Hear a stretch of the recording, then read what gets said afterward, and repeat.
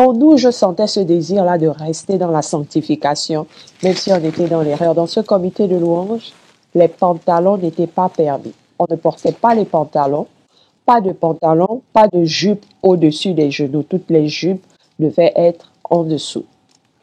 Donc on louait, on se disait, il y avait des manifestations dans la salle, on se disait, il y avait le Saint-Esprit, c'était le Saint-Esprit que se manifestait, différents parlaient en langue, etc. Et en parlant du parler en langue, tout le monde parlait d'à peu près de la même manière. Les autres parlaient en langue pendant les réunions, s'enroulaient par terre, criaient, pleuraient. Je disais, mais Seigneur, pourquoi moi aussi je ne suis pas baptisé du Saint-Esprit comme eux? Pourquoi je ne parle pas en langue? Et je passais du temps dans ma chambre à prier, à implorer le Seigneur, à prier. Et un jour, pendant mes moments de prière, le miracle s'est passé. J'ai senti cette douce chaleur en moi, une chaleur que je ne peux pas décrire. Elle n'est pas une chaleur brûlante, elle n'est pas une chaleur qui fait crier ou qui fait souffrir. C'était doux, c'était comme un amour qui t'embrasse, qui t'environne, qui te couvre. Et j'ai commencé à parler dans une langue différente. J'ai stoppé. J'ai dit, c'est quoi ça? Et quand je recommence à prier, la langue revient et elle se multiplie en plusieurs langues.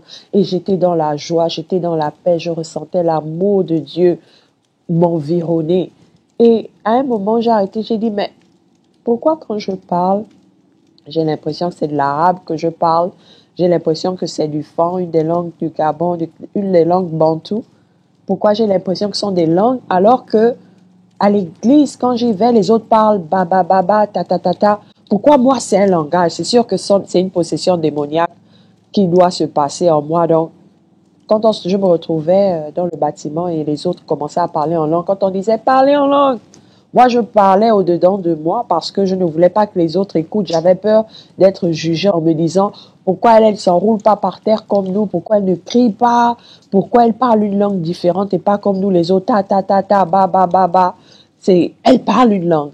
Donc ça, c'est un secret que j'ai gardé pour moi et je fus dans la joie de découvrir plus tard que, en fait, je parlais en langue. C'est le Seigneur qui m'avait baptisé de son Esprit Saint parce que le parler en langue, c'est une langue et non des syllabes et des lettres que tu récites constamment, et en découvrant aussi que l'esprit des prophètes est soumis aux prophètes, du fait que je pouvais m'arrêter quand je voulais, je pouvais reprendre quand je voulais, sans agitation de corps, sans cri.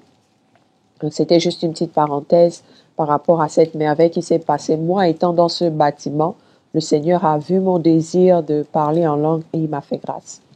Donc, j'ai évolué, je suis allée au comité louange et là, on était maintenant un peu plus en contact avec les chantres d'autres églises.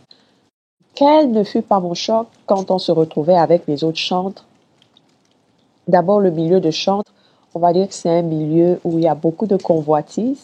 Quand l'autre a une voix plus belle que la tienne, tu veux faire mieux, tu veux aussi être reconnu, tu veux que ton nom soit connu de tous.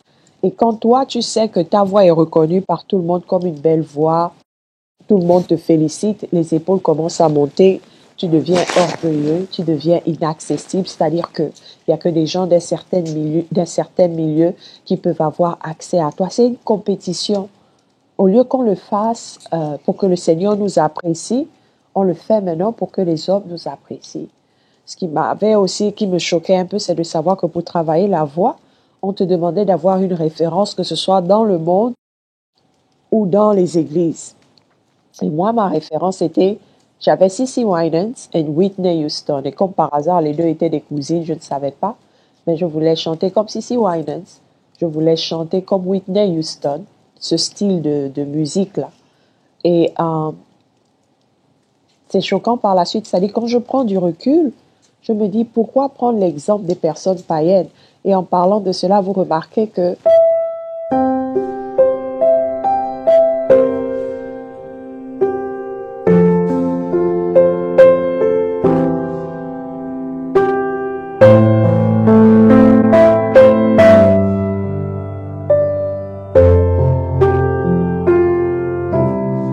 Jésus-Christ TV,